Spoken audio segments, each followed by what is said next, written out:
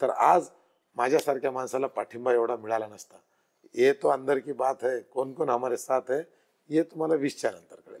आणि नांदेड उत्तर आज खासगीत बोलतात की कुण्याही एखाद्या शिवसैनिकाला जर तिकीट दिलं असतं तर चांगलं झालं असतं, आणि किंवा एखाद्या जुन्या शिवसैनिकाला हे तिकीट मिळायला पाहिजे होतं, किंवा कुठेही. पैशानं निवडणूक होत नाही. पैसे हे निवडणुकीतलं आवश्यक साधन आहे. की सन्माननीय कुणाचेच झाले नाहीत तर ते जनतेचे काय होतील. ज्यांनी ज्यांनी म्हणून त्यांना मोठं केलं हे त्यांचे झाले का? उदाहरणं घ्या.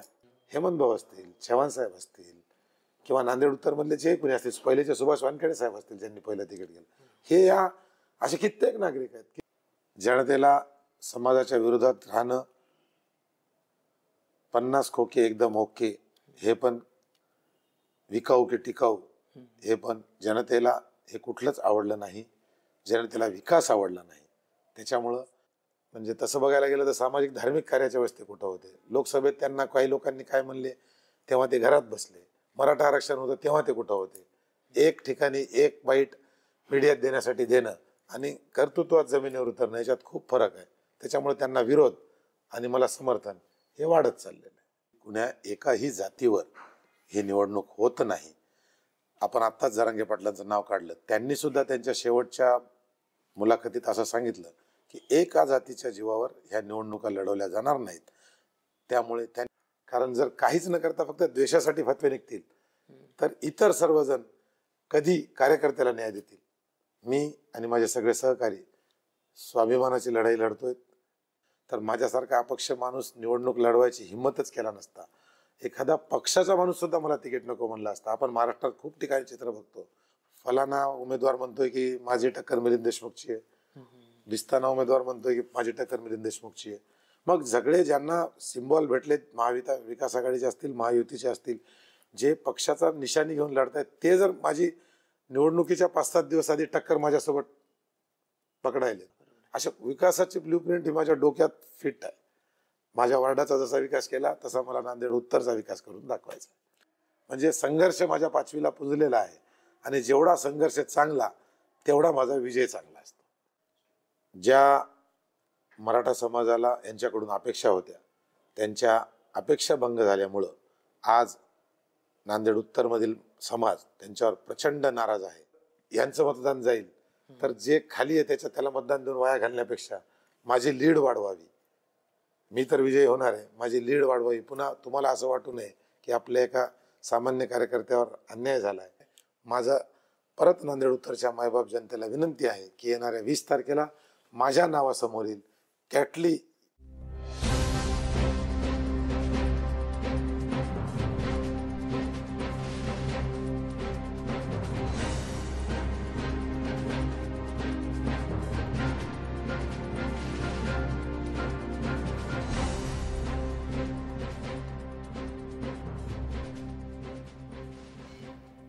नमस्कार, मी गणेश शिंदे. आपल्या सर्वांचं राजमुद्रा न्यूजच्या समाजमुद्रा या विश्वद्रामध्ये मनपूर्वक स्वागत. आज आपल्यासोबत आहेत मिलिंद देशमुख, म्हणजेच नांदेड उत्तर विधानसभा मतदारसंघाचे अपक्ष उमेदवार, ज्यांच्या कार्याचे जर पाहायला गेलं तर ते 1989 पासून शिवसेनेचे शाखा प्रमुख आहेत. त्यासोबतच विविध पदावर त्यांनी काम केले आणि त्यानंतर 2014ची निवडणूक देखील त्यांनी विधानसभेची लढवली आहे.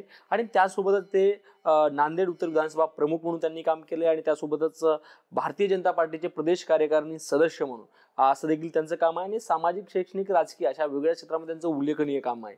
आपण विधानसभेच्या अनुषंगानं अनेक उमेदवारांच्या मुलाखती घेत आहोत. त्याचबरोबर आज आपण मिलिंद देशमुख यांची देखील मुलाखत घेणार आहोत. भाऊ नमस्कार. नमस्कार. भाऊ, एकंदरीत पाहायला गेलं तर तुम्हाला जरांगे पाटील तिकीट देतील असं वाटत होतं, परंतु मनोज पाटील जरांगे यांनी महाराष्ट्रामध्ये कुठेच जागा लढवल्या नाहीत. आणि मग आता तुम्ही अपक्ष म्हणून निवडणूक लढवतात आणि मतदानासाठी अवघे काही तास शिल्लक आहेत. तर एकंदरीत आपली कशी नियोजन चालू आहे, कसे आहेत नियोजन? एक अपक्ष उमेदवार असून सुद्धा सर्व पक्षाच्या सर्व उमेदवारांपेक्षा माझं नियोजन चांगलं आहे हे आज धरती म्हणजे आपल्या नांदेड उत्तर विधानसभेत दिसत आहे. आपण जरांगे पाटलांचा विषय काढला. मी भारतीय जनता पार्टीला उमेदवारी मागितली, मी महायुतीत उमेदवारी मागितली, मी मैत्रीपूर्ण निवडणूक लढवण्याची सुद्धा इच्छा व्यक्त केली. आणि ह्या सर्व गोष्टी चालत असताना आज महाराष्ट्रात जे चालू आहे किंवा ज्यांचा आता प्रभाव आहे अशा जरांगे पाटलांना सुद्धा मी, त्यांनी उमेदवार दिला तर त्यांच्याकडे उमेदवारी मागली होती, पण त्यांच्या जी स्ट्रॅटर्जी ठरली त्यानुसार त्यांनी उमेदवार देण्याचे ठरवले नाही, तर कुणालाच उमेदवारी दिली नाही तर मलाही दिली नाही. पण मी त्यांना, जर ते उमेदवार उभा करणार असतील तर मला उमेदवारी द्या म्हणून मी त्यांना उमेदवारी मागितली होती. नक्कीच यासोबतच भाऊ एक काल परवाच असा एक फतवा निघाला की मुस्लिम उमेदवारांनी उमेदवारास मतदान करावे, मुस्लिम समाजाने त्यांनाच असं मतदान करावं, असा एक फतवा निघाला. परंतु आपण अनेक वर्षापासून राजकारणामध्ये आहात, तुम्हाला असं वाटतं का एका जातीवर एका ह्याच्यावर निवडणूक होते, बरं निवडून येऊ शकतं आणि विकास होऊ शकतो, काय वाटतं या संदर्भात?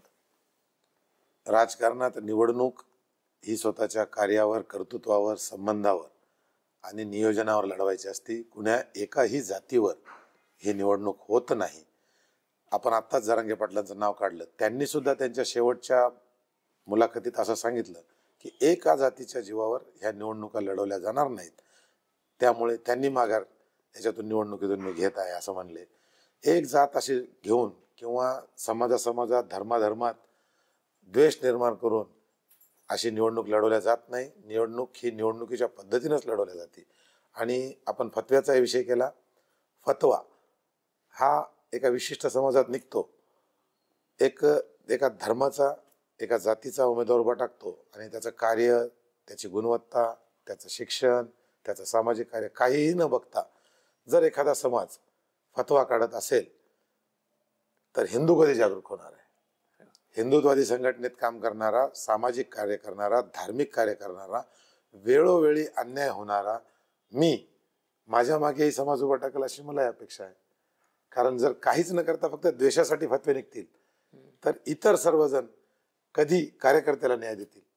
मी आणि माझे सगळे सहकारी स्वाभिमानाची लढाई लढतोय, कार्याची लढाई लढतोय. फतव्याच्या विरोधात आता सध्या नांदेड उत्तरमध्ये काय चालू आहे, ते जे चालू आहे त्याच्यावर मी समाधानी आहे. नक्कीच मला वाटतं की तुम्ही 1989 पासून शिवसैनिक आहात आणि हिंदुत्ववादी संघटनेमध्ये बरंच काम केलं. नेमकं आपण या संघटनेच्या माध्यमातून कशा प्रकारचं काम केलं, काय सांगाल? मी गेली कित्येक वर्ष सामाजिक राजकीय क्षेत्रात काम करतो. माझी सुरुवात शिवसेनेतून झाली आहे. मी शाखा प्रमुखापासून काम केलंय. संघटनेत केलेलं काम, जोडत गेलेले मित्र, भेटत गेलेले योग्य मार्गदर्शक याच्या जोरावर आज 2 दिवसावर, म्हणजे आज प्रचाराचा शेवटचा दिवस आहे, आज मी अपक्ष असून माझी यंत्रणा चांगली आहे.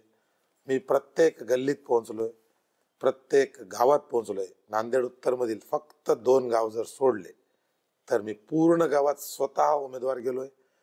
माझ्या बैठकीला, माझ्या 2 झालेल्या सभेला, माझ्या उमेदवारी अर्ज दाखल करण्याच्या रॅलीला किंवा माझ्या प्रचाराच्या नारळाच्या शुभारंभाला मला कुठेही सेलिब्रिटी बोलवावं लागला नाही, एखादा गायक बोलवावा लागला नाही, एखादा कलाकार बोलवावा लागला नाही, एखादा वक्ता बोलवावा लागला नाही. आणि हे सगळं न बोलवता कार्यकर्त्यांच्या स्टेजवर समोरची गर्दी आपण सर्वांनी बघितली.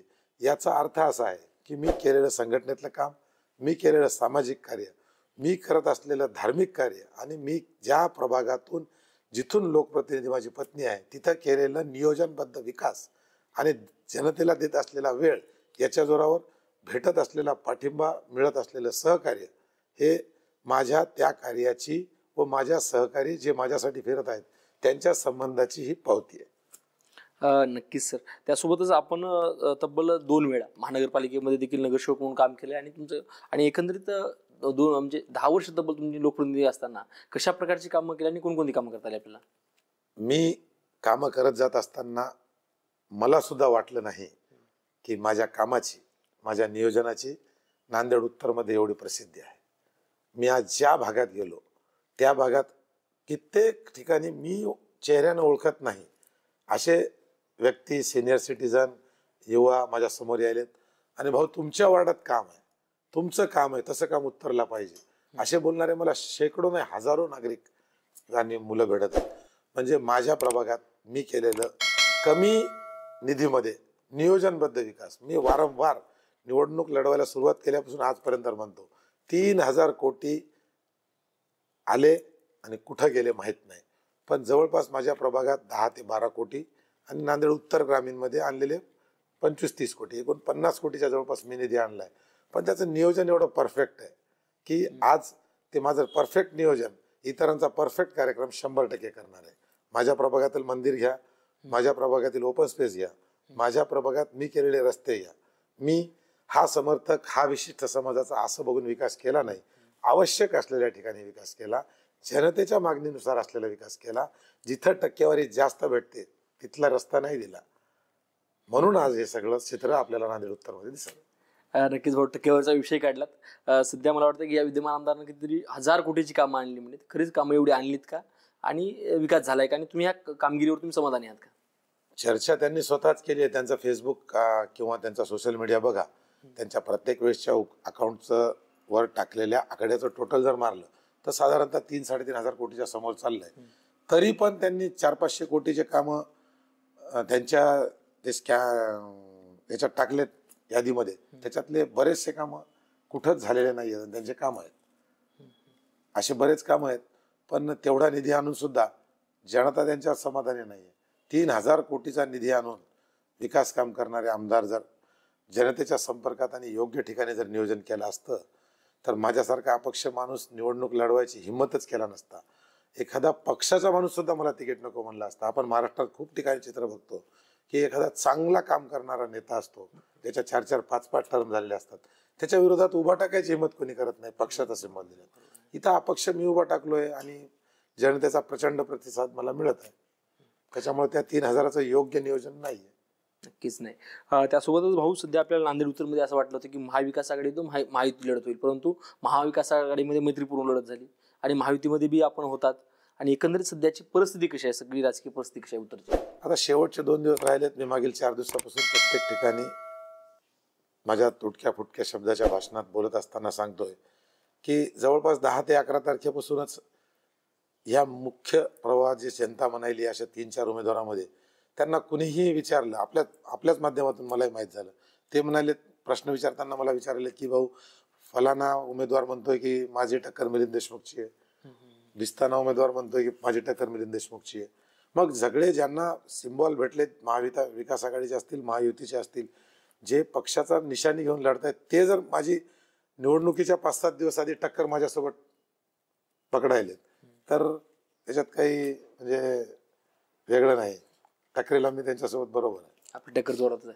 बरं भाऊ, आपली टक्कर जोरात चालली, आपण अपक्ष उमेदवार आहात, यदा कदाचित आपण आमदार म्हणून झाला, 23 तारखेला उलायला लागले. यदा कदाचित नाही, 100% आमदार. नक्कीच, म्हणजे कॉन्फिडन्स ही भारी, कॉन्फिडन्स भारी. भाऊ, आमदार झाल्यानंतर या मतदारसंघासाठी आपल्याकडे विकासाची ब्ल्यूप्रिंट काय असेल? विकास कसा करायचा आहे? विकास करायची ब्ल्यूप्रिंट मला असं वाटतं की अभ्यास करायला पाहिजे. आज नांदेडची जनता काय मागते, रस्ता कसा पाहिजे, फ्लायओव्हर पाहिजे का, वीज कशी पाहिजे, पाणी रोज पाहिजे का, आज बोलून दाखवायला कुणी शिकवलेला अभ्यास वाचून दाखवणं याच्यापेक्षा जनतेला कशानं आज ट्रॅफिकची समस्या आहे, सुरक्षेचा विषय आहे, एवढे 3,000 कोटी आणले, CCTV कॅमेरे, साधा विषय, CCTV कॅमेरे जर बसवले असते तर हे पाकिटमार, मोबाईल चोर, चेन स्नॅपिंग हे झालं नसतं ना.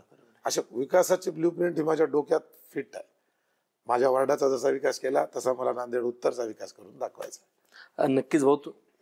नांदेड शहराचा आरोग्याचा प्रश्न आहे, शेतकऱ्यांचे प्रश्न आहेत. ग्रामीण भागात फिरत असताना शेतकरी विम्याच्या बाबतीत फार प्रश्न विचारायलेत. शेतकऱ्यांसाठी एखादं काही इथं काही प्रोजेक्ट आणला का? माझं तर म्हणणं आहे क्लस्टर आलं होतं एक कुठलं तरी, हे सुद्धा शेतकऱ्याला न देता स्वतःच्या घरी नेलंय. शेतकऱ्या दूध उत्पादक आहेत नांदेड उत्तरमध्ये, त्यांच्यासाठी एखादं काहीतरी मोठा प्रोजेक्ट आणायला पाहिजे. शेतकरी असतील, आरोग्य असेल, रस्ते असतील, बऱ्याच विषयावर नांदेड उत्तरमध्ये विकासाची एक ब्ल्यूप्रिंट तयार करणं आवश्यक आहे. सर्वसमावेशक ब्ल्यूप्रिंट, विचारवंतांच्या मार्गदर्शकांच्या मार्गदर्शनाखाली बसून, माझ्या मनावर टक्केवारी जास्त भेटलेला विषय नाही, सर्वसमावेशक, सर्व जाती धर्माला घेऊन माझी विकासाची ब्ल्यूप्रिंट असेल. नक्कीच भाऊ. त्यासोबतच आपण अनेक निवडणुका लढवल्यात, तर आपल्या आयुष्यातली पहिली निवडणूक कोणती होती आणि त्या निवडणुकीला आपण कशी समोर गेला होता, काय सांगाल?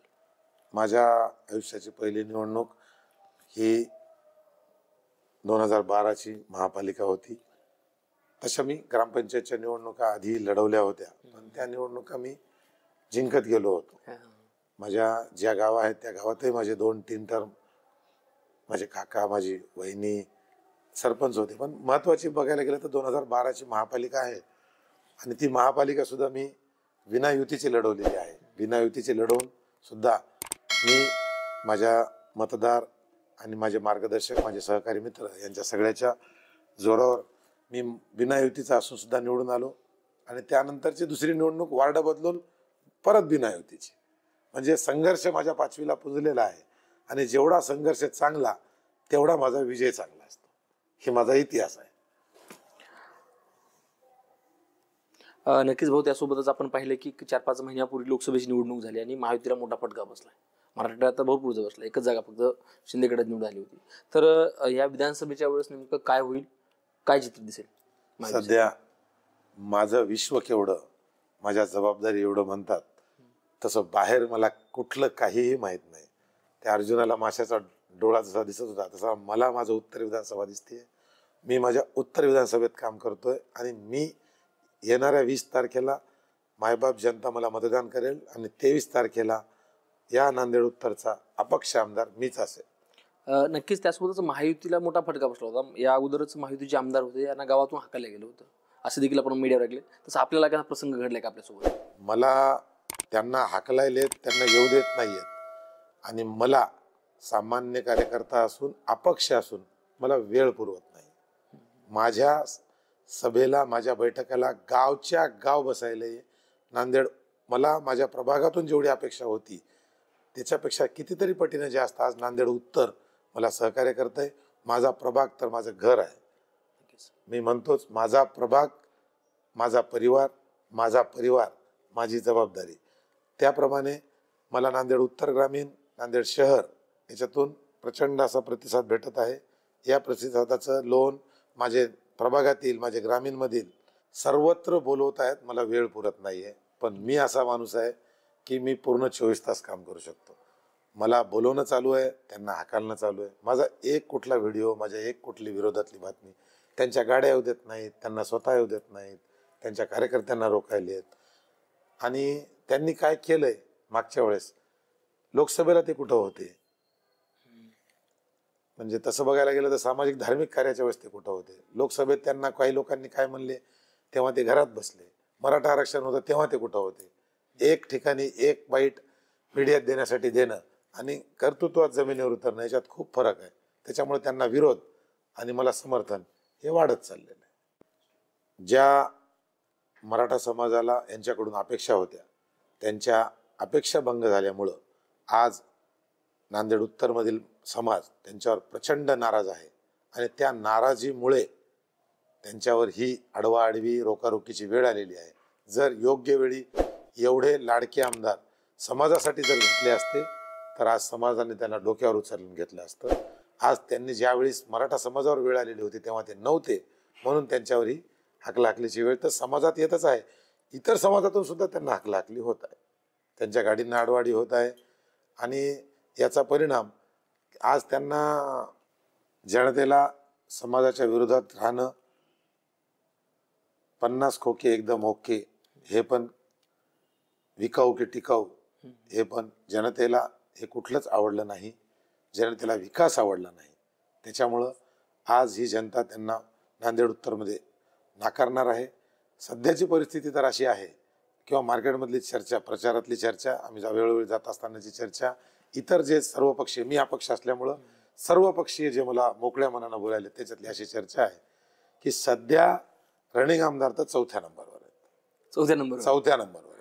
आणि अपप्रचार असा करतात की मिलिंद देशमुख पाठिंबा देणार, मिलिंद देशमुख माघार घेणार, मिलिंद देशमुखला अशी ऑफर. मिलिंद देशमुख कुणाच्याही ऑफरला बळी पडणारा नाही. तुम्ही घेतली ऑफर, मी ऑफर घेणार नाही, कुणालाही पाठिंबाही देणार नाही. आपण आमदार साहेब आपले कर्म, जे आपले वडीलधारे सांगून गेलात, आपले कर्म आपल्या सोबत येतात. आपले कुकर्म आता आपल्याला फार अडचणीत आणणार आहेत. त्याच्यामुळं तुमचा नंबर 4थाच राहणार आहे.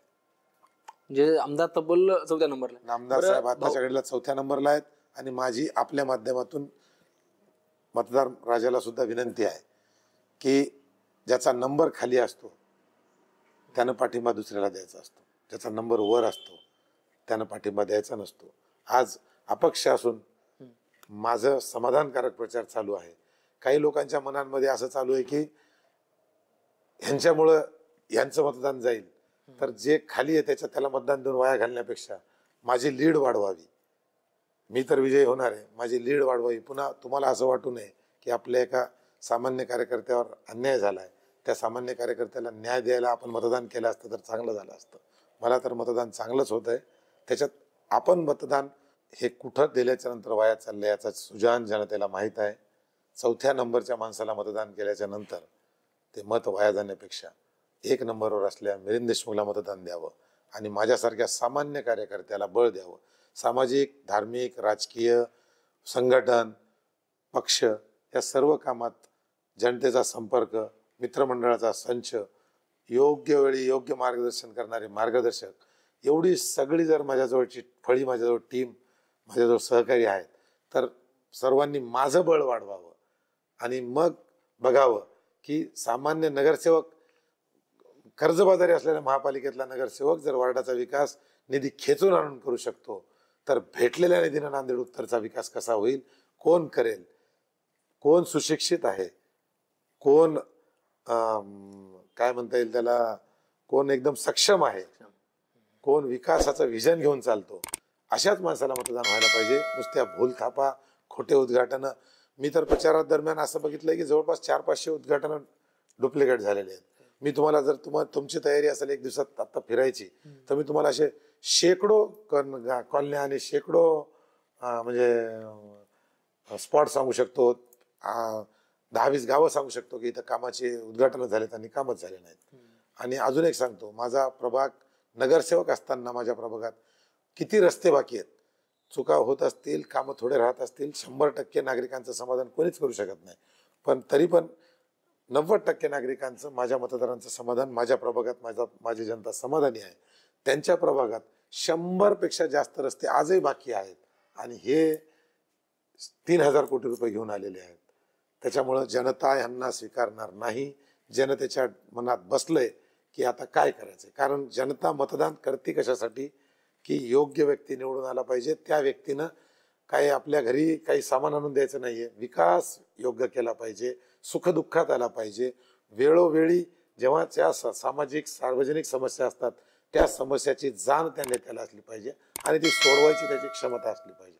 असाच व्यक्ती योग्य लोकप्रतिनिधी होऊ शकतो आणि एकदा लोकप्रतिनिधी झाल्यानंतर तो त्या जनतेची पूर्ण समस्या जाणून घेऊन समजून घेऊ शकतो.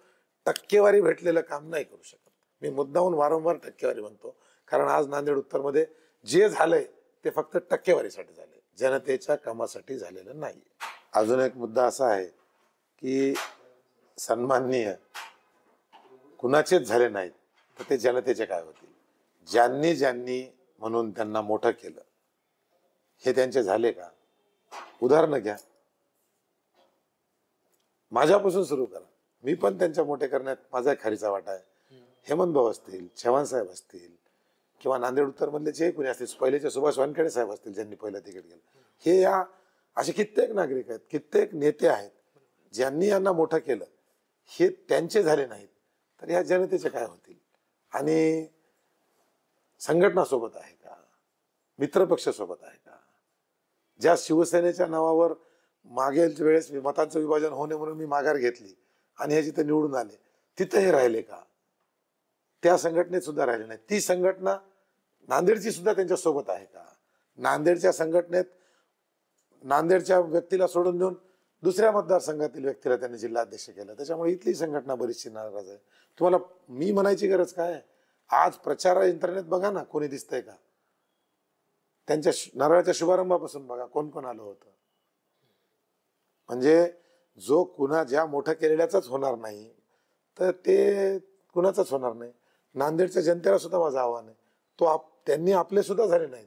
नांदेड मधला त्यांचा विकास निधी जो त्यांना डीपीडीसीच्या माध्यमातून भेटला किंवा राज्य शासनाच्या माध्यमातून भेटला, याची पूर्ण अभ्यास आम्ही केलाय. कित्येक असा निधी तालुका लेवल, जिल्हा लेवलला दिलाय. उत्तरच्या जनतेच्या जीवावर निवडून यायचं. नायगाव, किनवट सर्वत्र निधी आहे. त्यांच्या पत्र आहेत माझ्याजवळ. खालील नांदेड उत्तर मधील खालील गावांना विकास निधी देऊन माझ्या मतदारसंघात विकासाला सहकार्य करावं, त्यांचं पत्र. आता मी 2 उदाहरणासाठी गावाचे नाव वाचतो. ते गावं नांदेड उत्तर मधले आहेत का बघा. नांदेड उत्तर विधानसभेतील घुंगराळा येथे यांचं घर ते त्यांचं घर सीसी रस्ता करावा. नांदेड उत्तर मधील कोलंबी येथे इथून इथपर्यंत एक्स पासून वाय पर्यंत रस्ता करावा. नांदेड उत्तर मधील बरबडा येथे समाज मंदिराच्या समोरील पेवर करावे. हे गाव नांदेड उत्तर मधले आहेत.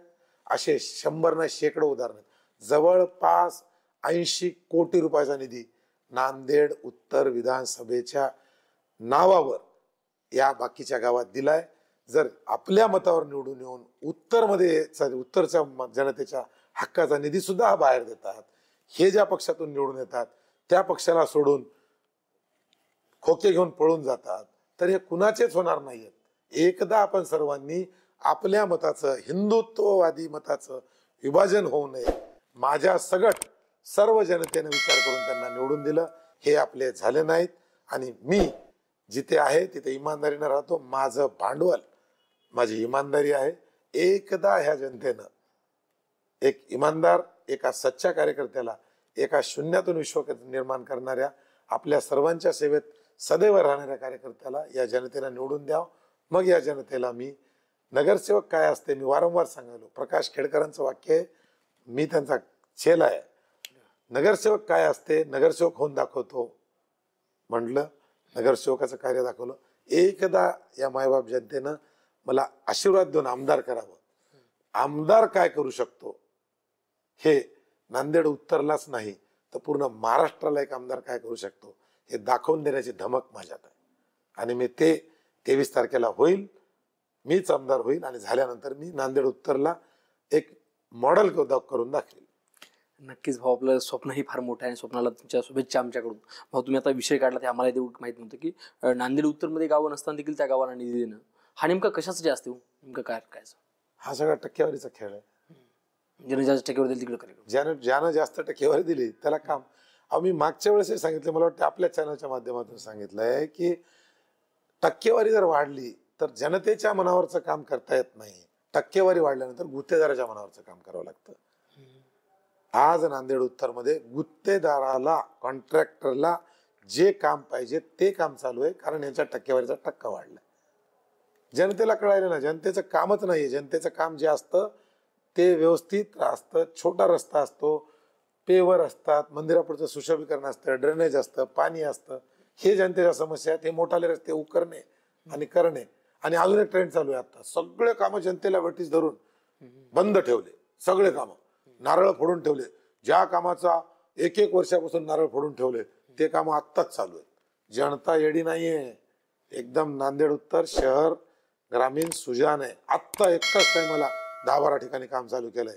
काम चालू केलंय म्हणजे मतदार करतील असं नाही. त्या जनतेला माहित आहे या कामाचं उद्घाटन 1 वर्षाखाली झालंय. काम आज जनतेला दाखवायला सुरू केलंय. असं जमत नाही. जेव्हाचं तेव्हाच लागतं. भूक लागल्यावरच जेवण लागतं. जेवण झाल्यानंतर काही आनंद दिल्यानंतर खायचं नसतं. जेव्हा आवश्यक असतं तेव्हाच लागतं. नक्कीच भाऊ, शेवटचा माझा प्रश्न असेल की आता आपण पाहिलं की तुम्ही शिवसेनेत 1989 पासून होता, शाखा प्रमुख पासून होतात, परंतु याच वेळेस निवडणुकीच्या वेळेस त्यांना बी फॉर्म मिळाला, प्रवेश बी झाला आणि बी फॉर्म मिळाला आणि जनतेला माहित नाही. फॉर्म भरल्यानंतर तर लक्षात आलं की बाबा यांचं चिन्ह हे दिसाले. तर नेमकं एवढा शिवसेनेत का प्रकार होतो, म्हणजे काय आहे नेमकं? म्हणजे बरेच जण शिवसेनेतले देखील तिकीट मागत होते, परंतु काय नेमकं विषय काय होता? सध्या मग लढाई तीच चालू आहे ना, निष्ठावानांची लढाई. इथं काहीच राहिलं नाही तसं. हा प्रश्न आपण थोडा उशिरा उचलला, विचारला, थोडा आधी विचारायला पाहिजे होता. आयत्या वेळी येऊन असं पैशाच्या जोरावरच्या निवडणुका ह्या जनतेला मान्य नाही. निवडणूक ही कार्यकर्त्याची, स्वतःच्या कामाची, स्वतःला दिलेल्या जनतेच्या वेळेची असायला पाहिजे होती. हे झालंय, याच्यावर मी जास्त भाष्य करणं योग्य नाहीये. पण त्याही संघटनेचा अभ्यास करा ना, जे कित्येक वर्षापासून मागील, म्हणजे मी शिवसेना सोडल्यापासून बऱ्याच जणांच्या इच्छा जागृत झाल्या होत्या. त्या सगळ्यांच्या इच्छा होत्या. त्यांच्यापैकी कुणाला तिकीट पाहिजे होतं अशा त्यांच्या भावना होत्या.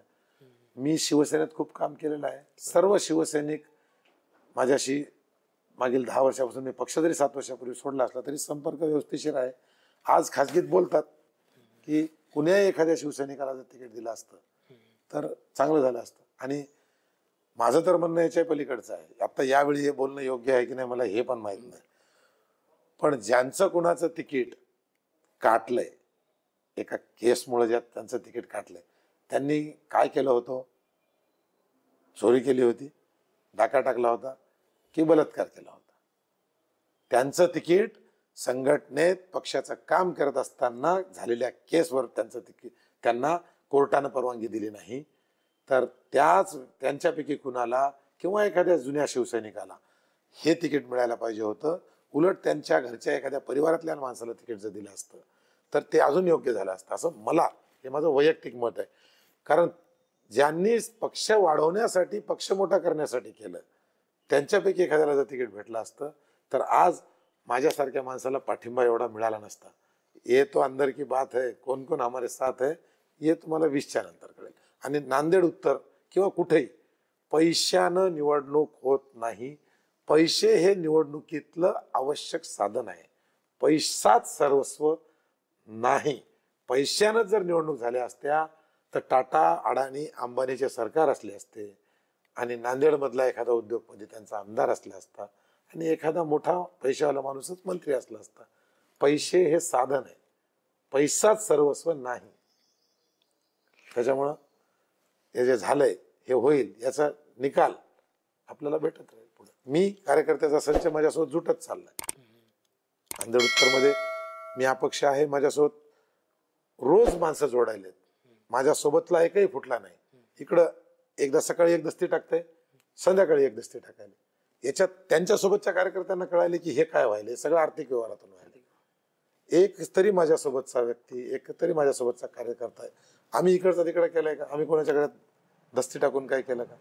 त्या दस्ती आणि इकडचं तिकडं ह्याचा फायदा आणि फटका हा थोड्या दिवसानंतर कळेल. 2च दिवस राहिले. नक्कीच भाऊ, निवडणुकी मतदानासाठी काही तास शिल्लक राहिले तरी तुम्ही आम्हाला वेळातला वेळ काढून दिलात. त्यासोबतच जाता जाता उद्याच 20 तारखेला मतदान देखील आहे. संपूर्ण जनतेस काय आव्हान कराल, काय सांगाल मतदारसंघात? मी जनतेला आव्हान असं करेल की मी मिलिंद उत्तमराव देशमुख, अपक्ष उमेदवार, माझी निशाणी चहाची कॅटली आहे. मी काय करेल किंवा काय करून दाखवतो किंवा हे करतो ते करतो असं म्हणण्यापेक्षा मी काय केलंय, मी कोण होतो याच्यावर मतदान मागणार आहे. मी एक सामान्य कार्यकर्ता आहे. काय करून दाखवलंय म्हणजे मोठे मोठे आश्वासनं देऊन, मोठ्या मोठ्या गोष्टी हे करतो ते करतो असं म्हणून मतदान मागणार नाही. मी केलेल्यावरच मतदान मागेल. आणि जनता भूल थापा, बटेंगे तो कटेंगे, खान की बान या कुठल्याही गोष्टीवर विश्वास न ठेवता जो त्यांना लोकप्रतिनिधी पाहिजे त्यानं त्यांच्या मागे काय केलंय, भूतकाळात काय केलंय, त्यांचं कार्य कसं आहे याच्यावर मतदान करेल. आणि मी केलेल्या कार्यावर, मी आणलेला विकास निधी असेल, मी दिलेला वेळ असेल, याच्या जोरावर मी मतदान मागायलो. आणि मला ह्याच माझ्या मुद्द्यावर आणि अस्तित्वाच्या आणि स्वाभिमानाच्या, कार्यकर्त्याचा स्वाभिमान, स्वतःचा स्वाभिमान, याच्या जीवावर मी मतदान मागत आहे. मागील प्रचार यंत्रणेत प्रचार सुरू असलेल्या दिवसांमध्ये आणि मला चांगला प्रतिसाद माझ्या त्याच मुद्द्यावर भेटत आहे. माझं परत नांदेड उत्तरच्या मायबाप जनतेला विनंती आहे की येणाऱ्या 20 तारखेला माझ्या नावासमोरील कॅटली या निशाणी समोरील बटन दाबून मला मतदान रूपी आशीर्वाद द्यावा. आपण दिलेल्या मतदान रूपी आशीर्वादाची परतफेड करणं शक्य नाहीये, पण आपण जो आशीर्वाद दिलाय त्याच्या आशीर्वादाच्या कितीतरी पटीनं मी नांदेड उत्तरमध्ये जनतेच्या हिताचे, जनतेच्या विकासाचे काम करून दाखवेल अशी आपणा सर्वांना ग्वाही देतो.